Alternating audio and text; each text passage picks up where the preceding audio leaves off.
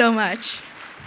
Hello, everybody. Thank you so much for coming. I'm so excited to be with you tonight. So we got to be starting the session, Bridging the World with Creativity Through Colors and Typography. I'm so excited to be here presenting to you. Also, this year, I'm the Pantone Spotlight Artist, and I will showcase some of the tools Pantone Connect can help you to leverage art and design and typography in your creative work. So, hi, my name is Yiying Lu. Yi means happy, Ying means creative, and Lu means land.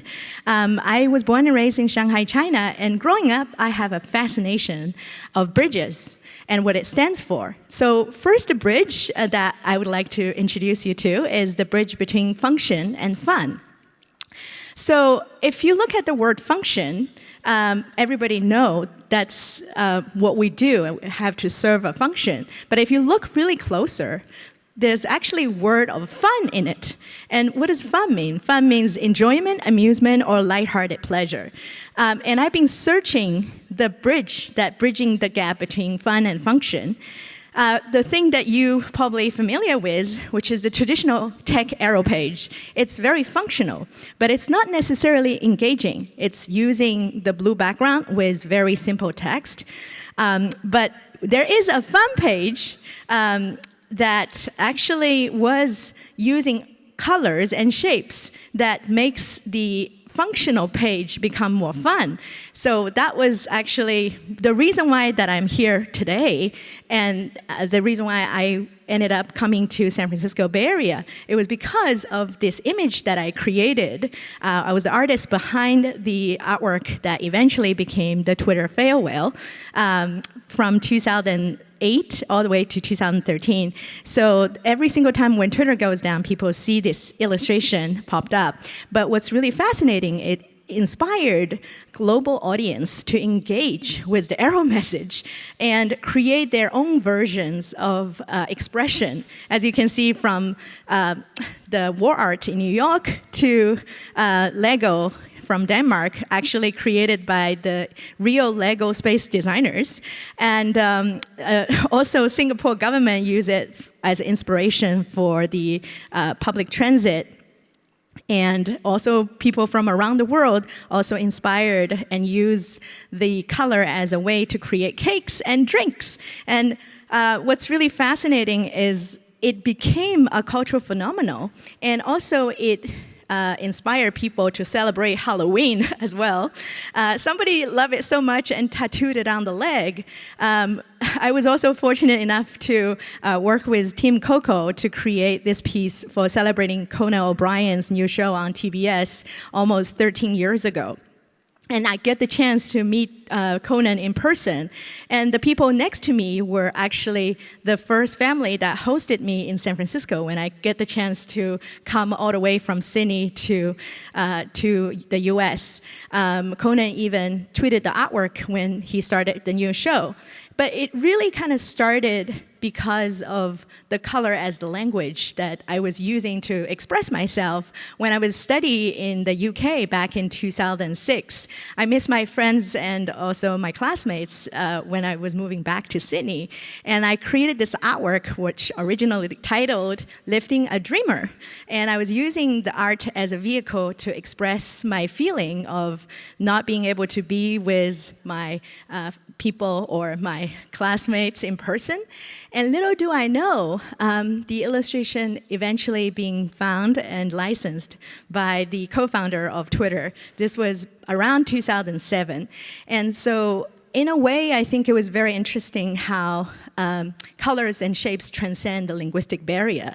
And it also engaged with the community around the world as a kind of a way of expression from the Twitter product, because it's implemented to the actual Twitter arrow message and to make it more humanized. And I think that's the reason why it can engage with global audience in the way that pure English letters does not sort of convey. It conveys a certain feeling, which I think color is such a powerful language. And it also inspired people tech companies around the world started to implement art and colors and typography into their arrow message. And so I'm incredibly happy to share these examples with you. And this is also another really interesting thing personally, because I graduated in 2008 in Sydney, Australia. And during that time, it was the financial crisis, right? What's really interesting is because of that colorful illustration I did, which eventually connected me with people from all around the world through the internet, I got a message from San Francisco. There is this person that I have never met, David Bill. He emailed me out of blue and said that, hey, we are throwing a field party in San Francisco and would be interested if you're able to give us some time and create some artwork for the community. It will be really wonderful. And at the time, I just graduated, and I thought that maybe I can do something for the community, the online community that have engaged with me, but I've never met them in person.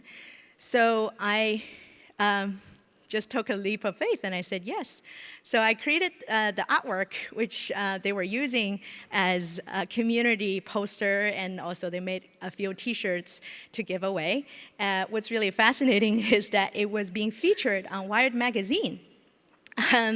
And also, I think about 150 people showed up. And what's funny is I then, because of the color and shapes, it got me the opportunity to win the Shorty Awards in New York City. And that also gave me an opportunity to come to the US in 2009, which is exactly 15 years ago. The funny thing to notice is also the Shorty logo was inspired by the tail of the whale. So when I came over to the US, the funny thing is that there was no direct flight from New York to Sydney, so I actually have to have a stop in the West Coast. And I thought, well, these people still owe me a party, because I couldn't come to the first party. So I messaged to them, I said, hey, I'd love to actually take your offer to come and visit the community in the West Coast. Is it possible? And David was like, well, it's a short notice, but hey, we'll see what we can do. So to our surprise, we had almost 300 people showed up, and it was amazing to meet all these people in real life. And also, as you can see, the family that took me to see Conan a year after was the family that hosted me in 2009. And back in 2009, it was still a very early days of social media. So we didn't actually have Uber or Airbnb in San Francisco back then. And what was really amazing is I was able to connect with these people just through social media, and also using social media as a vehicle to build trust. And eventually I had almost a community in the West Coast and the East Coast. So I'm really thankful. It sort of all started from colors. And then, because I was working with so many startups between 2009 to 2014, I ended up coming to the South by Southwest very often, because every year I would come here and I would do trade shows and all kinds of different activities with the startups. So I ended up joining 500 Startups, which is a global accelerator, in 2015, and became their global creative director. So this is my community celebrating the Pride Week in San Francisco. So it was all starting from color, and I really think that here, color is not only acting as a bridge between function and fun, it also, for my personal journey, it acts the bridge as the bridge between the work and the life. And I'm thankful for the opportunity to also present to you my journey as well. The next bridge I'd like to introduce you to is the bridge between business and culture. So when I joined 500 as the global creative director, we were expanding to India in 2016. And one of the challenge is to localize a logo for the Indian community. This is the Indian flag. And if you look at the global logo of 500, it's actually using Arabic numbers, 500. But the Arabic number 500 in Hindi actually looks like a 400. So we couldn't use that because it looks like you're getting 100 discount. So obviously, I have to find other ways. But then, after I changed the Hindi translation directly from the spelled out English version of 500, quickly found out there's another challenge. So the challenge number 2 is that there was about 122 languages in India. Hindi is just one out of the 20 plus official language spoken in India. Not everybody in the country speaks Hindi. So what I did was I talked to my team in India and also talked to different teams in different regions, making sure the translation is accurate of 500. And then what I did was using typography as a vehicle to convey the diversity in India itself. So I was using typography of different regional language of India and have it surrounded by the number 500. Another thing I did is, again, looking into the flag, which is a visual representation of the community and the country. And I was looking at the colors of the Indian flag. And here you can see we can actually use Pantone Connect to select the color and find the accurate Pantone solid coded color of that particular orange and also the green. And then afterwards, we can integrate the actual colors into the logo itself. So the logo sort of mimicking the color scheme of the Indian flag, and that's how I achieved the localization of a global brand in the Indian region. Another really fun example I also would love to share is how I localize the 500 in Korea. So when 500 was doing a Korean expansion, we actually did an event with Google Campus Seoul in Seoul, Korea. And it was a 2-day event for the female founders and also female entrepreneurs. What's really fascinating is I needed to create a logo that fits with all the purposes. Number 1, we're also gonna highlight the partners of 500, and we gotta reflect the Korean culture and language. We also needed to highlight the notion of women and female empowerment, and we also need to acknowledge the Campus Seoul, who is the host of the event. So I needed to come up with a logo that fits the brief and fulfilling these 4 purposes. So I look at the English word and the Korean word, female in Korean, which is Yongsing. And if you look at 2 of the letters, they really don't have much things in common. So then I thought about it. Where do I find common element? Oh, we have the 500. They both share the 2 circular shapes, right? So maybe I can do something to combine them together. And so I combined these 2 together, and I got sort of a combination of both. But if we're only looking at it typographically, it's a little bit confusing. So the way to differentiate the 500 and the letter for female in Korea is color.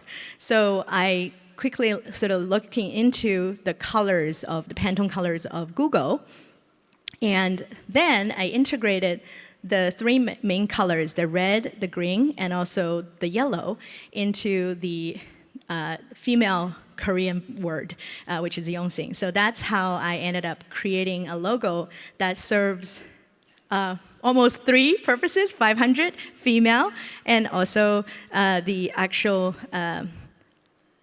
powered by the Campus Seoul, which is Google. So this was one of the really fun exercise and also challenging in the beginning to solve multiple purpose through typography and color. And this is how the actual logo implemented for the event and with all the female founders and also with the entire community in Korea. So this is the bridge about business and culture. And the next one I'd love to introduce you to is the bridge in between the East and West. This is also one of my favorite examples. I did this project in 2015. In 2014, I got the opportunity to create a campaign for Disney Shanghai. So when Disney opened up the resort in Shanghai, China, they reached out to me and asked me to create a recruitment campaign for the Chinese and global community. Because at the time, they were still building the castle and also the entire resort, and they realized that the most important thing of a organization and community is not only the hardware, but also the people, which is the heart of any organization. So when they try to recruit all the talents across China and APAC region, they wanted to create a campaign that authentically Disney and distinctly Chinese. And when they give me the brief, they have 5 different characters that I needed to highlight, which is Mickey stands for magic, Simba stands for growth, Mulan stands for courage, Elsa stands for dream, Snow White and Seven Dwarf stands for female empowerment and also teamwork. So if you look at these characters that they wanted me to highlight, they're not only different genders, they're also different species, right? So where do I start? How can I create a cohesive design that actually make it sort of unified as one campaign, but also still give the space for diversity? So again, I was using color as a vehicle. So I assigned 5 different colors for the characters based on the color itself. And then I was looking into the inspiration of the traditional Chinese paper cut, which is a very much beloved style of folk art. So what I did is I looked into the inspiration of the sort of bold and also very much flat design of the paper cut. And I also work with the team to finalize the pose of every single character, for example, Mickey. And what I also did was integrating the cultural component, which in this case, this is the lucky clouds, which is very much vastly used in Asia, that they bring luck. And so I integrated the lucky clouds into the clothing of Mickey. Also, the other thing I always wanted to highlight on is also the very important traditions and rituals people are using in the olden days. So in the olden days, when kids were babies, they believed that if you wear the tiger shoe, it can protect the little babies. So these are like very important cultural storytellings that we want people to keep remembering them and not forgetting them. So I talked to the team and asked them if it's possible for us to integrate some of the tradition into the actual campaign and integrate it into the shoes of Mickey, because it's a big white space, right? We can do something about it.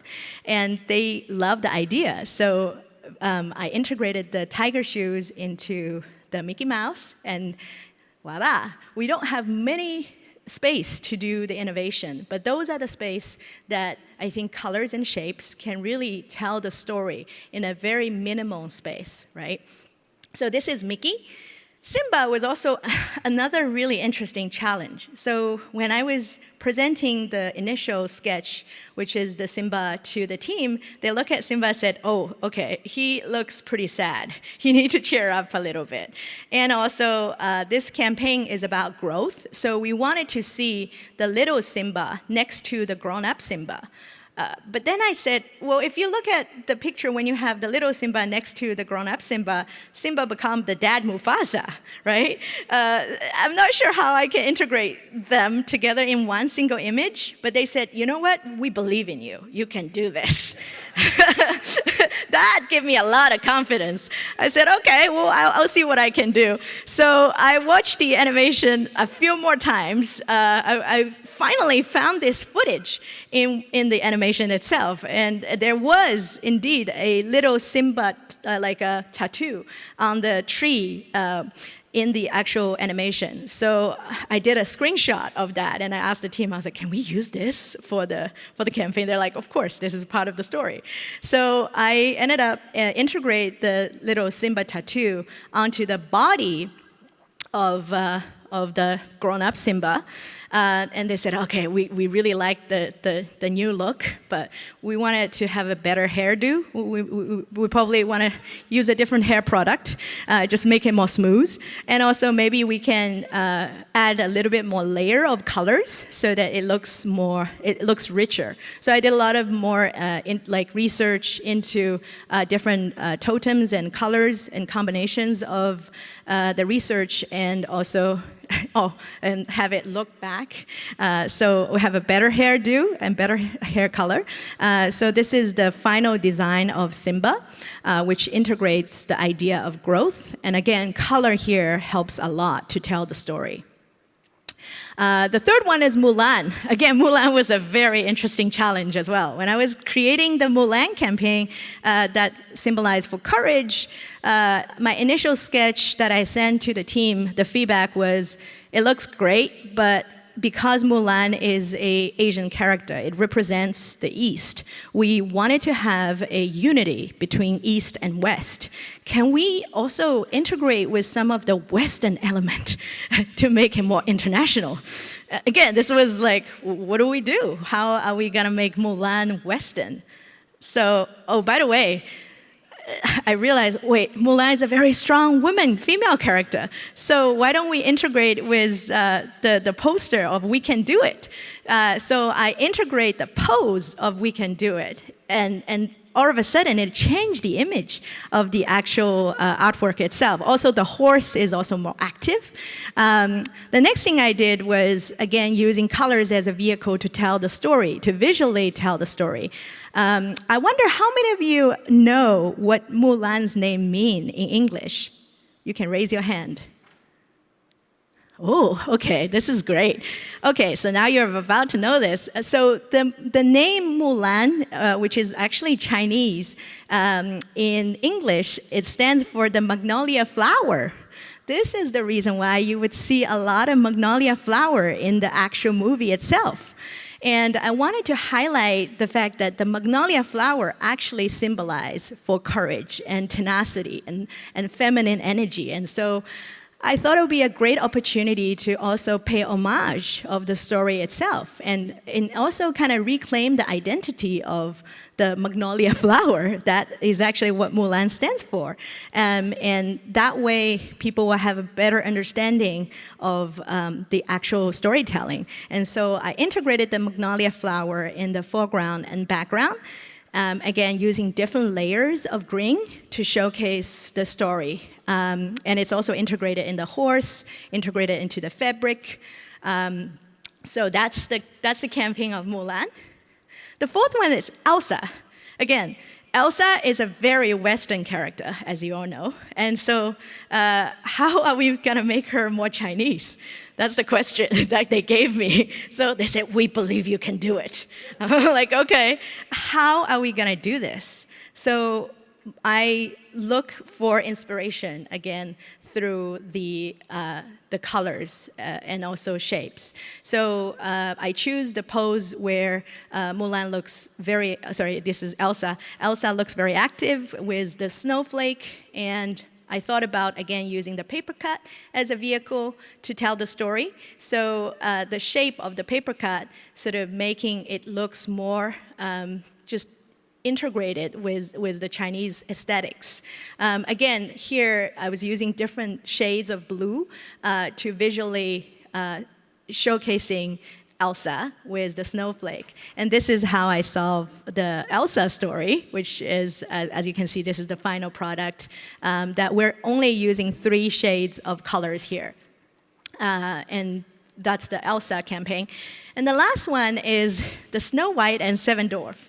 So this was also a very interesting exercise because when I started the drawing, I drew it like this, and I show it to the team, and they said, oh, there's much of a pyramid here. We wanted to have it more equal. We wanted to have the diversity. We also wanted to have the equality. So could you redesign it and so that you have the 7 dwarfs surrounding Snow White? And also integrating the idea of the fact that the story happens in the forest. And so this was the last design of the how I integrated the Snow White and 7 dwarfs with the forest element of the flowers and the shapes of the animals into the dress, using color purple in different shades to tell the story of Snow White. And again, the colors plays a very important part in the visual storytelling and also building the actual cultural relevancy through colors and shapes. So this is how the campaign was being integrated into the marketing and also opening interviews and also welcoming sessions for the community in Shanghai. And it was also helping the Disney Shanghai to successfully recruiting 100,000 people in China. So that was the project with Disney Shanghai. And also a project that I was working on to build the bridge between the East and West. And the next one is another really fun project I'd love to introduce you to, which is the bridge between the tech and art. I'm not sure how many people are familiar with emojis, because one of the things I've done in my life, which also was initially started as a community effort, later on it became the emoji project that also billions of people are using. But I don't know how many people actually know what emoji stands for. Emoji actually is the Japanese language which based on the Chinese character, emoji, which means drawing language. And the first emoji sets was actually introduced in 1999 by Japanese telecommunication company called NTT. They invented the first set of the 100 emojis. And I created the 6 emojis on your phone, including the dumpling, the chopstick, the fortune cookie, the takeout box, the peacock, and the boba tea. Thank you. Thank you so much. So I want to kind of show you how I use colors and also shapes to create these emojis in the first place. We started from the dumpling. So in 2015, I moved to San Francisco from Sydney, Australia. And my friend Jennifer sent me a message to invite me for dumplings. And I quickly realized that this is Jenny. So she sent me a message of all the pot stickers. I messaged her back and said, yes, I'm surprised that Apple doesn't have dumpling emoji. And she said, oh, good point. But I was like, well, this doesn't lead me anywhere. I think that it will be really great if I can do something. But then I realized, wait a minute, I'm a designer. I have imagination. Maybe I can do something. So I went back to my table and I came up with my first dumpling kind of prototype, which I call it the bling bling dumpling. It's a dumpling that has blinking eyes. And then we quickly realized that dumpling is universal because Georgia have khinkali, Japan has gyoza, Korea have mandu, Italy have ravioli, Polish people have pierogi, right? Pelmeni, empanadas, it's everywhere. It's universally kind of delicious, but also universal language of food. And so what I decided is working with Jenny to actually submit it to the Unicode Consortium and letting people use it as an emoji. So in order to do that, we started a nonprofit called Emoji Nation. We also submitted a quick starter campaign requesting for a dumpling emoji. And eventually, this nonprofit called Unicode, which is actually located in Silicon Valley, they are looking after all the encodings of emoji and a lot more. But they are basically the organization that controls the emoji on our emoji keyboard, whether it's phone or computer. So we submitted the idea to Emoji, to the emoji subcommittee of Unicode. And they said, we love your bling bling dumpling, but if you look at the existing food emoji and beverage emoji design, there's actually no expressions. I was like, not really. If you look at the poop emoji, it actually does. But because of that, I have to get rid of the facial expression on the dumpling. And they also mentioned that the newer designs of the emoji food are 45 degrees. So I had to eat a lot more dumplings and look at them in 45 degrees. And I came up with the 45-degree design. It was also really interesting to notice that that design only uses two color here, even though it looks like a lot more. I was only using two colors and basically using the tint of the color to create a gradient. That creates this almost like a 3D effect. So again, I think color can really tell the story in a very powerful way. And the team actually then come to me and said, well, because you did the dumpling emoji, how about creating the takeout box, chopsticks, and fortune cookie? So I went back and I created all these other emojis as well. And we submitted in 2016, January, to the Unicode Consortium. And my friend Alolita also tweeted the emoji submission. But what's really interesting is Bobby, who's another he's an international typography person in Taiwan, who actually tweeted back in real time, thanks to social media. He said the figure crossed chopsticks means impolite to China and Japan to the elders. I was kind of confused because I'm growing up in China and I didn't know about this custom. And I did more research and realized that it's indeed a very important tradition. Because if you think about it, again, it's kind of like the old tiger shoe. These are customs and traditions that need people to carry on for the younger generation to understand and also remember. And as my upbringing, I was not being told that this is something that I need to be aware of. So it's really wonderful that I was being educated as I was doing the design. And it's also really wonderful to have community input from Bobby, who's a little bit generation above me, giving me the feedbacks. And it's also, if you look at traditional language and the simplified Chinese, for example, there's simplification in the language, but it's important for us to understand where does it come from, and also carry the lineage and carry the tradition. So I thought that there is a community, effort that I needed to do, which is uncross the chopsticks to carry on the legacy and making sure it's not confusing for people who know about the tradition. So I uncrossed the chopsticks and making it sort of semi-parallel, and that becomes the actual chopstick emoji. And we ended up submitting it in 2016 and got it passed in 2016 and eventually released around 2017. That's how these 4 emojis were existing on your keyboard. And what's really funny is in 2017, I also submitted the peacock emoji with my friend Irene Cho.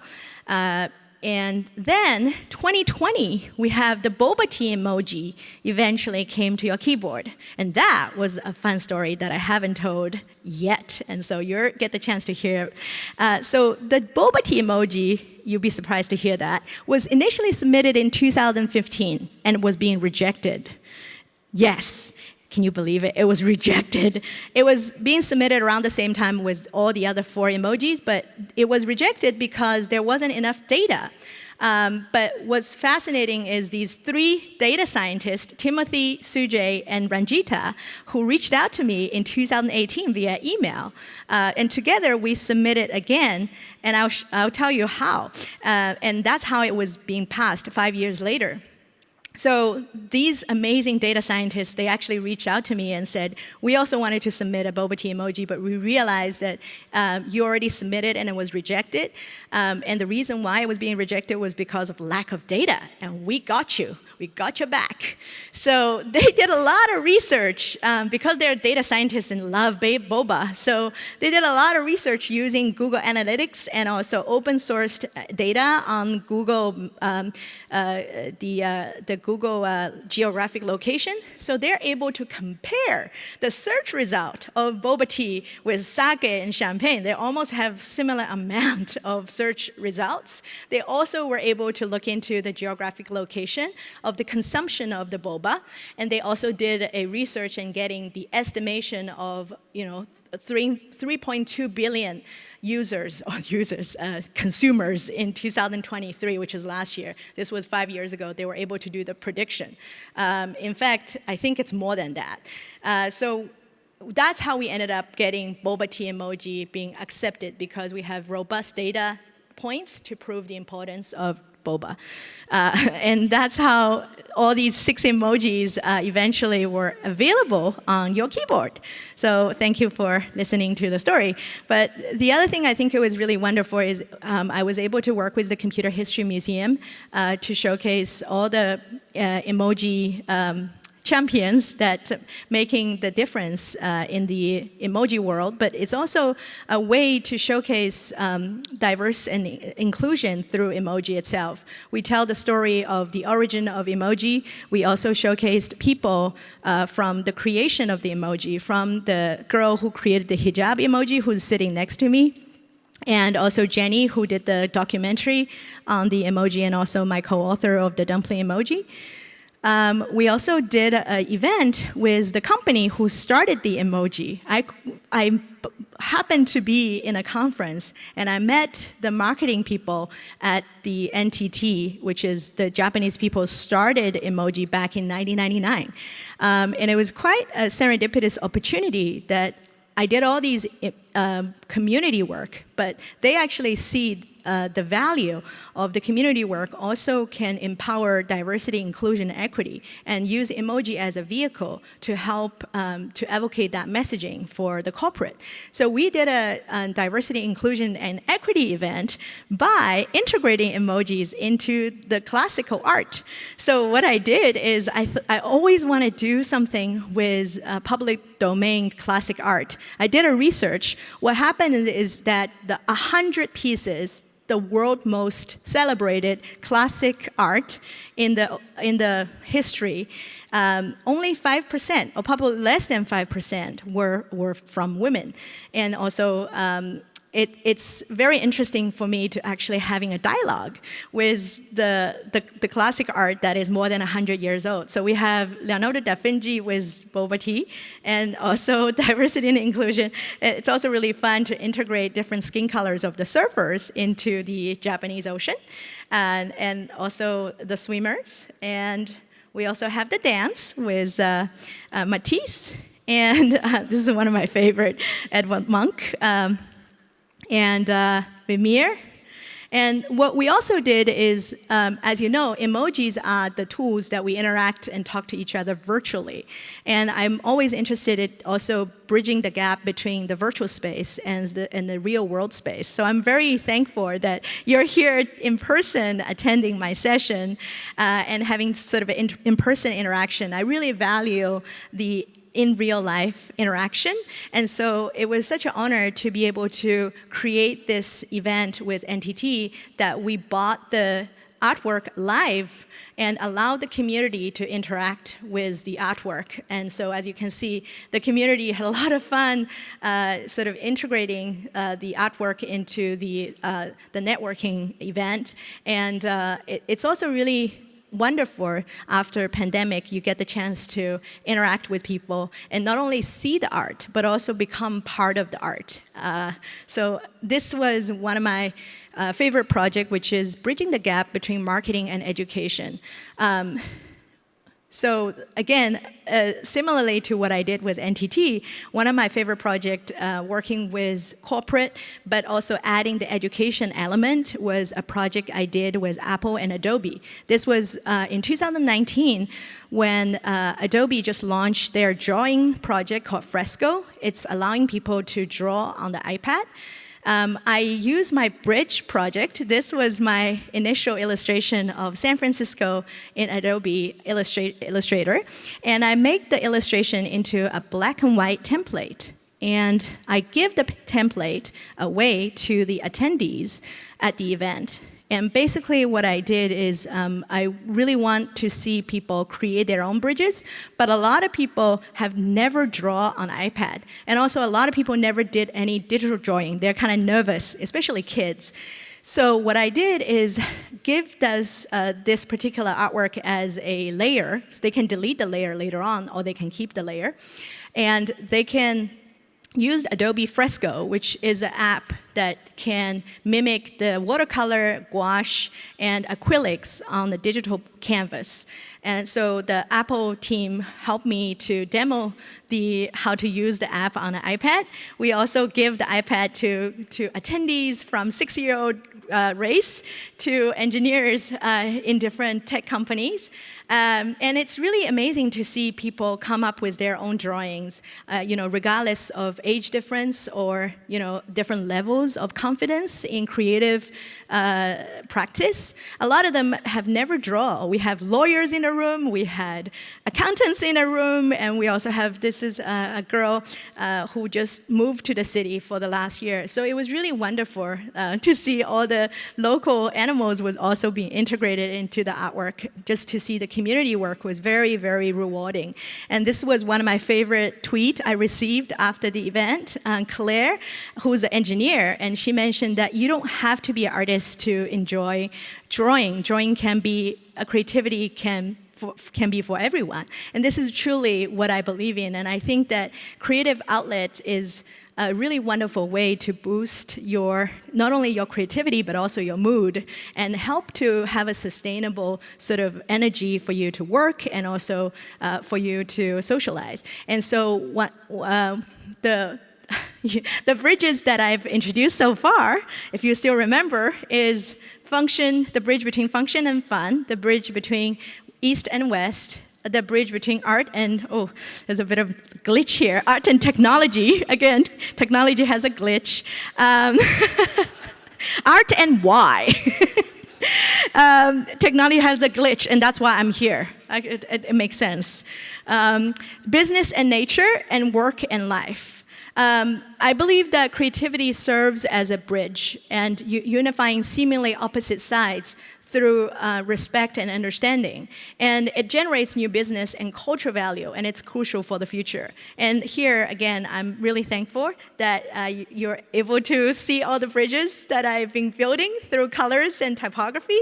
Again, this was my personal project, and I've been working on bridges around the world. This is San Francisco. This is Sydney, which I also have been living in Sydney for a long time, so Sydney is also my home. The way that I express my love is through the language of colors and shapes. And it was so wonderful to share the bridges here. This is the Singapore Bridge as well. I created it in 2021 to celebrate the Singaporean birthday. Because I also have traveled there and I have worked with many entrepreneurs over there as well. And today, I'm showing the new bridge I just created 2 days ago, literally before I fly out, of the Austin, Texas, the Austin 360 Bridge, and it's also known as the Pennybacker Bridge. I want to kind of pay homage to the Pennybacker who came up with the bridge. It's such a wonderful bridge. It's also connecting the mountains from the Colorado River, and it's also serving as a connector that creates the unity of the landscape. And I want to show you how I use the Pantone Connect as a tool to actually integrating the color palette. So you can search the colors from the closest on the Pantone palette, and it will also tell you the relevant colors, which you can add it to swatches. It will give you hints of the harmony colors, and you can use the harmony colors to create more hue distribution through the color palette. That really helped me to come up with a cohesive color palette that I can send to myself or send it to my fellow designers. And that's how I use the San Francisco color palette to create this particular artwork. So it has a cohesive color scheme with the previous bridge, but it also has its own sort of unique look, integrating with the architecture shapes that I did a lot of research on. So this is the Austin 360 bridge. You can also download the bridge desktop wallpaper for free. You can take a photo or scan the QR code. I also have a gift for all the attendees here, which is 25% discount of the Pantone Connect, which you can use it for your project. And feel free to also check out more information. I would also love you to submit or recommend other bridges around the world that you'd like to see or you'd like to draw or you'd like me to experiment. And this is the project called Bridges Around the World. And I believe we are all bridges. And I'm so thankful to be here presenting to all the educators here. I think the work you do is phenomenal. And it's also bridging, I think, the next generation with all the causes that we believe in and we care for. And so thank you for being here. And also, I would love to keep in touch. This is my social, and feel free to also send me questions and also send me any of your bridge suggestions or your favorite emoji. Thank you so much.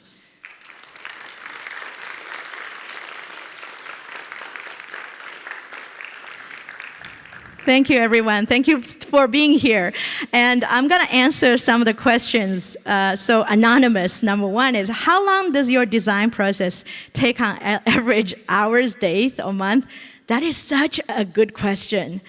Honestly, certain projects like the Bridge Around project, I started in 2011, so it's been almost 13 years I've been working on the bridge project, and I still tweak on them. Like, I still tweak on some of the designs. Like, for example, even for the Austin one, I did an initial design in 2012, almost 12 years ago, and it's really hard to say.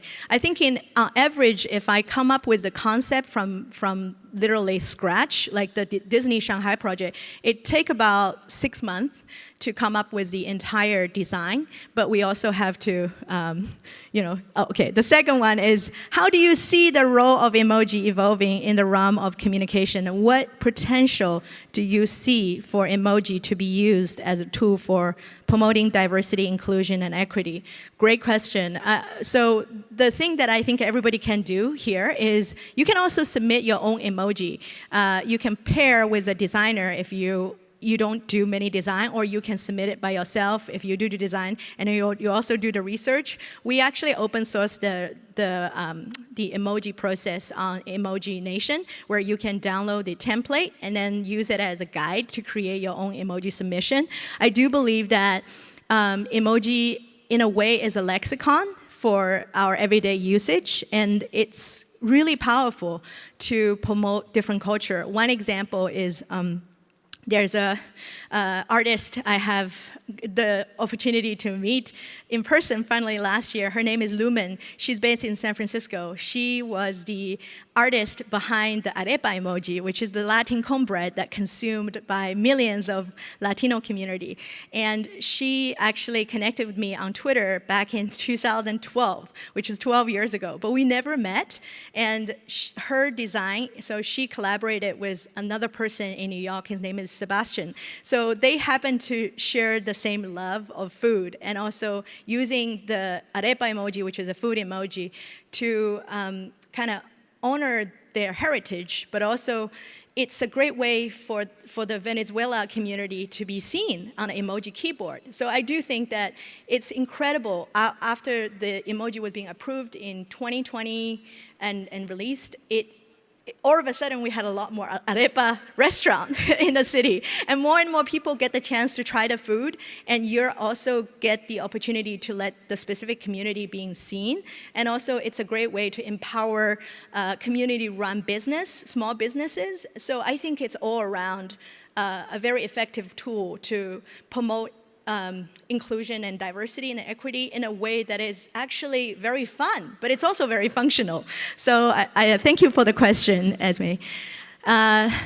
here's a question from Anonymous. Who inspired you to become an artist? That's such a great question. So my grandfather. So this is the reason why my name is Yi Ying. My grandfather actually gave me the name. So initially, my name, my dad gave me was Yang Ying, which in Chinese character means pretty and creative, or beautiful and creative. And my grandpa went back and thought about it for a long time. After 6 months, he cannot hold it anymore. He told my dad, he's like, she's a girl. We know she's a girl. We want to make sure we highlight what's inside of her instead of focusing on the external. So I would suggest you to change the name, the first character, which is pretty, to happy. We want her to be happy and bring joy. And that's how I got my name, Yi Ying. And he was really the person that inspired me to draw when I was like 2 years old. I started to have crayons, and I was able to use color to express myself. So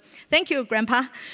So that was my inspiration, and thank you so much. I love the emojis. It's kind of fun. I think Microsoft needed to still have the boba tea there. I think that the boba is missing. We gotta tell the Microsoft team, if you're listening, please add boba there. Last question. When you were younger, when did your passion of art begin and blossom? Wow, that is a great question. When I realized I cannot dance. It's a true story. Well, I think it's a way for me to really kind of express myself. Because when I was younger, I was pretty weak, and sometimes I get sick, and I cannot, go to the group activities and to dance with all the kids. And I realized that I could dance with colors. I can really kind of make a lot of movement of my emotion through colors, through shapes. Even like, I think a lot of times typography is a way of movement, right? You look at the type, you feel the movement. You look at certain color, you feel the vibration. And so I think, it's kind of funny that my passion of art began and blossomed from when I was little because I was sick. And sometimes I think it's a blessing in disguise when there is certain limitation. That would actually inspire you to do things that you meant to do. With the industry that you're in, we know that you've received many rejections, but what keeps you going to master your craft? Oh yeah, there's a lot of rejections.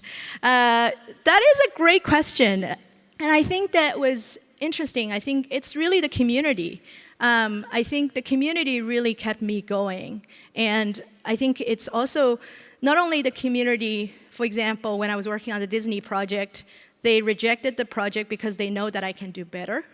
A lot of times I think we can reframe the rejection as a way of improving. If they accept my first draft, it wouldn't allow me to see my potential. And if you think about it, it was because of the rejection that I received really helped me to dig deeper and talk to more people and do more research and realizing what I can do to make it better. And so I think that what kept me going is also the community. I think the community at Disney were like, we trust you can do it. We don't know how, but we know that you can do it. A lot of times it's the friends and family, but also the colleagues who trust you, who put trust in you, that really can help you to keep going.